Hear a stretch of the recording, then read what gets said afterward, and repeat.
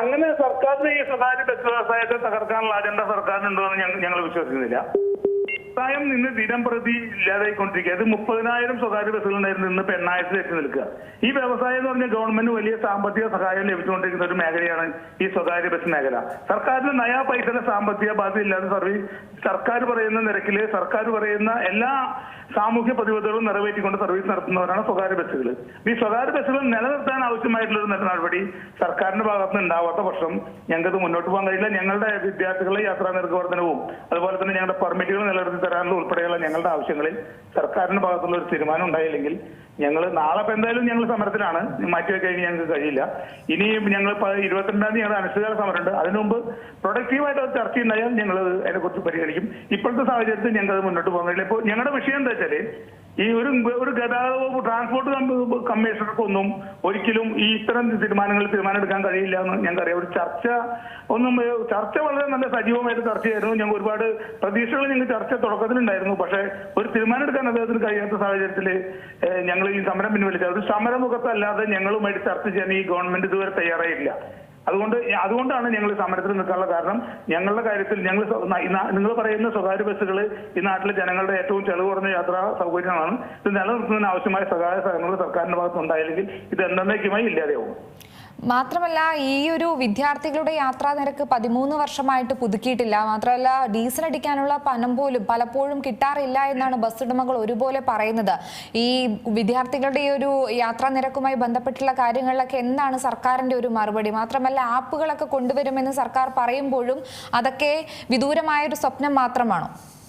അത് തന്നെയാണ് ഞങ്ങൾ പറയുന്നത്. 17 ഈ ഗതാഗത വകുപ്പ് മന്ത്രി 17 മാസമായി അധികാരത്തിൽ വന്ന് ഞങ്ങൾ കണ്ട ആദ്യം തന്നെ അദ്ദേഹം പറഞ്ഞത് ഇതിലെ ഈ കൺസെഷനിൽ അർഹതപ്പെട്ടവർക്ക് മാത്രം കൺസെഷൻ നിജപ്പെടുത്തുന്ന തരത്തിലുള്ള ഒരു ആപ്പ് കൊണ്ടുവരാന്ന് 17 മാസം മുമ്പ് അദ്ദേഹം ഞങ്ങൾക്ക് ഉറപ്പ് വന്നതാ. ഇതുവരെ അതിന്റെ ഒരു നടപടി ഉണ്ടായിട്ടില്ല. അപ്പൊ ഞങ്ങൾ ഇതിന് സംരക്ഷിക്കുന്നതിന്റെ ഭാഗമായിട്ട് ഒരു തരത്തിലുള്ള നടപടികളും സർക്കാരിന്റെ ഭാഗത്തുനിന്ന് ഉണ്ടാവുന്നില്ല. വിദ്യാർത്ഥികൾക്ക് 13 വർഷമായി 1 രൂപ കൊടുത്തുകൊണ്ടിരിക്കുക. 96 വിദ്യാർത്ഥികളെ കയറ്റിയാലേ 1 ലിറ്റർ ഡീസൽ അടിക്കാനുള്ള പണം ഞങ്ങൾക്ക് കിട്ടുള്ളൂ. ബസ്സുകളിൽ കയറുന്ന 60% യാത്രക്കാരും വിദ്യാർത്ഥികളാണ്. ഞങ്ങൾക്ക് എല്ലാ 2 വർഷം കൂടുമ്പോഴും ബസ് ചാർജ് വർധന ഉണ്ടാവാറുള്ളതാണ്. 2018, 2020, 2022 ഒക്കെ ബസ് ചാർജ് വർധനകൾ ഉണ്ടായിട്ടുള്ളതാണ്. ഇപ്പോ ഇതുവരെ 2022 ആയിട്ടും ഇപ്പൊ 25 ഈ 3 വർഷത്തിനിടയ്ക്ക് ഞങ്ങളുടെ പ്രവർത്തന ചെലവിൽ ഒരുപാട് വർധനവ് ഉണ്ടായിട്ടുണ്ട്. പക്ഷെ ഞങ്ങളിപ്പോ ഒരു യാത്രാ നിരക്ക് വർധനവ് ആവശ്യപ്പെടുന്നില്ല. കാരണം ഒരു യാത്രാ നിരക്ക് വർധനവ് കൊണ്ട് മാത്രം ഈ വ്യവസായം സംരക്ഷിക്കില്ല. ഈ ബസ്സുകളിൽ കയറുന്ന യാത്രക്കാരിൽ 60% വരുന്ന വിദ്യാർത്ഥികളുടെ യാത്രാ നിരക്കിൽ വർധനവില്ലാതെ സ്വകാര്യ ബസ്സുകൾക്ക് ഇതിന്റെ പ്രവർത്തന ചെലവുമായിട്ട് മുന്നോട്ട് പോകാൻ കഴിയില്ല. അതുകൊണ്ട് ഞങ്ങൾ സർക്കാരിനോട് പറഞ്ഞിട്ടുള്ളത് തൽക്കാലം വിദ്യാർത്ഥികളുടെ യാത്രാ നിരക്ക് വർധനവ് ഉൾപ്പെടെ ഞങ്ങൾ ഉന്നയിച്ച അതുമാതിരി ഞങ്ങളുടെ പെർമിറ്റുകൾ 40-50 ലക്ഷം രൂപ കൊടുത്ത് ഞങ്ങൾ 40-50 ലക്ഷം രൂപ കൊടുത്ത് വാങ്ങിയ ഞങ്ങളുടെ പെർമിറ്റുകൾ ഒരു സുപ്രഭാതത്തിൽ ഞങ്ങളോട് എടുത്തുകൊണ്ട് പോകാൻ പറയാ.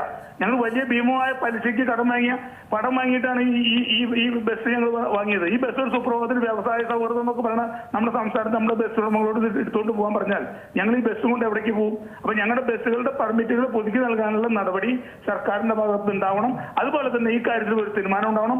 PCCയുടെ കാര്യത്തിലും ഒരു തീരുമാനം ഉണ്ടാവാത്ത പക്ഷം ഞങ്ങൾ സമരവുമായിട്ട് മുന്നോട്ട് പോകാൻ തന്നെയാണ് തീരുമാനിച്ചിട്ടുള്ളത്. ഒരു കാര്യം കൂടെ ചോദിക്കട്ടെ. ഇപ്പോൾ ഈ ഒരു പ്രൈവറ്റ് ബസ്സുകളെ പോലെ തന്നെ KSRTC ബസ്സുകളും നിരത്തിൽ ഈ ഒരേ സമയത്ത് തന്നെയാണ് മിക്കപ്പോഴും നിരത്തുകളിൽ നമ്മൾ കണ്ടിട്ടുള്ളത്. ആ ഒരു പ്രശ്നമൊക്കെ നിങ്ങളെ ബാധിക്കുന്നില്ലേ? കാരണം ഒരേ സമയത്ത് തന്നെ KSRTCയുടെ 2-3 ബസ്സുകൾ പോകുന്നു, അതേസമയം സ്വകാര്യ ബസ് 1 പോകുന്നു. അപ്പോൾ സ്വാഭാവികമായും ആ ഒരു മത്സരം ഉണ്ടാകും. ആ മത്സരത്തിൽ വിജയിക്കുന്നത് ആര് എന്നുള്ളത് തന്നെയാണ് പ്രധാനപ്പെട്ട ഒരു ഘടകം. കൂടുതൽ ആളെ കയറ്റാൻ വേണ്ടിയുള്ള ഒരു തത്രപ്പാട്, അത്തരത്തിൽ ഒരുപാട് ഘടകങ്ങളുണ്ട്. അതൊക്കെ എങ്ങനെയാണ് അതിജീവിക്കുന്നത്? അല്ല, ഇവിടെ KSRTC ബസ്സുകൾക്ക് ഒരു തരത്തിലുള്ള നിയമങ്ങളും നമ്മുടെ സംസ്ഥാനത്ത് ബാധകമല്ല. അവരുടെ അതിലെ കണ്ടക്ടർമാരും ഡ്രൈവർമാരും തീരുമാനിക്കുന്ന സമയത്ത് അവരെടുത്ത് ഓടുകയാണ്. KSRTC ബസ്സുകളായിട്ടൊന്നും ഞങ്ങൾ മത്സരം ഓട്ടത്തിനില്ല. ഇവിടെ എന്താ വിഷയം? KSRTC ബസ്സുകളിലൊന്നും KSRTC ബസ്സുകളിലൊന്നും വിദ്യാർത്ഥികൾക്ക് കൺസെഷൻ കൊടുക്കില്ല. ഞങ്ങളുടെ ബസ്സുകളിൽ മാത്രമേ വിദ്യാർത്ഥികൾക്ക് കൺസെഷൻ കൊടുക്കുന്നുള്ളൂ. ഞങ്ങളിപ്പോ ആ വിഷയത്തിലേക്കൊന്നും KSRTC ആയിട്ട് മത്സരത്തിനൊന്നും ഞങ്ങൾ ഒരുക്കല്ല. ഇവിടെ KSRTC നൽകുന്ന എല്ലാ ഒരുപാട് പ്രിവിലേജസ് സർക്കാരുടെ KSRTC കൊടുക്കുന്നുണ്ട്. ഞങ്ങൾക്ക് ആ പ്രിവിലേജ് ഒന്നും തരുന്ന പറയില്ല. ഞങ്ങളെ കൂടുതൽ സാമ്പത്തിക ബാധ്യത അടിച്ചേൽപ്പിച്ച് ഞങ്ങളെ ബുദ്ധിമുട്ടിക്കുന്ന നടപടി ഒഴിവാക്കണമെന്ന് ഞങ്ങൾ പറയുന്നുള്ളൂ. ഞങ്ങൾ KSRTCയോട് മത്സരത്തിനൊന്നും ഞങ്ങൾ ബഹുമാനപ്പെട്ട ഗതാഗത മന്ത്രി ഞങ്ങൾക്ക് ഇപ്പോഴും വിശ്വാസമുണ്ട്. അദ്ദേഹം ഞങ്ങളെ ചർച്ചയ്ക്ക് വിളിച്ച് ഞങ്ങളുടെ കാര്യത്തിൽ അനുകൂലമായ തീരുമാനം ഉണ്ടാക്കും തന്നെയാണ് ഞങ്ങൾ ഇപ്പോൾ വിശ്വസിക്കുന്നത്. ഏറ്റവും പുതിയ വാർത്തകളും വിശേഷങ്ങളും വിരൽ തുമ്പിലറിയാൻ സീ മലയാളം ന്യൂസ് എല്ലാ ഡിജിറ്റൽ പ്ലാറ്റ്ഫോമുകളിലും ലഭ്യം.